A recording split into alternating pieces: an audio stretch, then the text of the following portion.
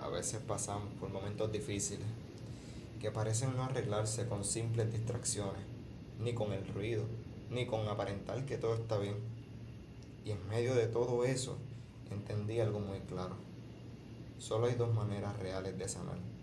La primera es hablar con Dios, orar, reconocer que no podemos con todo solos y confiar en que aún en el silencio Dios nos escucha. Y la segunda es conectar con la naturaleza, la forma más linda de Él manifestarse. Tratamos de alinearnos porque si no, yo no puedo estar todavía así, cabrón, tú no puedes. No se puede. Tan simple como tomarse un momento para mirar la luna, tan simple como caminar descalzo, como escuchar las olas, el viento entre las hojas, el fuego, el sonido del fuego, para calmar dentro de ti cualquier inquietud. El mejor refugio, la mejor medicina, el mejor lugar para descansar, definitivamente, sin duda alguna, es la naturaleza. Cuando sientas que ya no puedes más, cuando estés cansado, cuando te sientas perdido, no tengas miedo en tocar tierra, mirar al cielo, meter los pies en el mar y respirar profundo.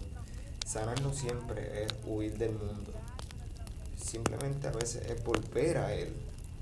Y si a todo eso le sumamos que puedas sacar unos minutitos para hablarle directamente a nuestro creador, esa, esa puede ser la mejor combinación.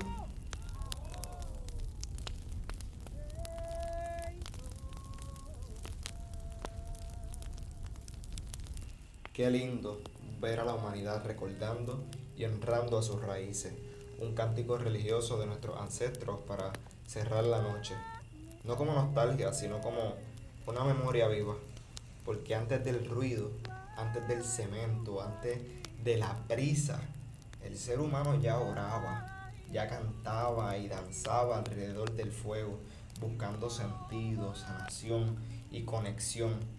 Esto no es volver atrás, es recordar quiénes somos, es entender que la espiritualidad no nació en templos, nació bajo las estrellas, en cielo abierto, con los pies en la tierra y con el corazón mirando hacia lo alto. Hoy no estamos inventándonos nada nuevo, estamos escuchando lo antiguo para sanar lo que el mundo moderno ha roto.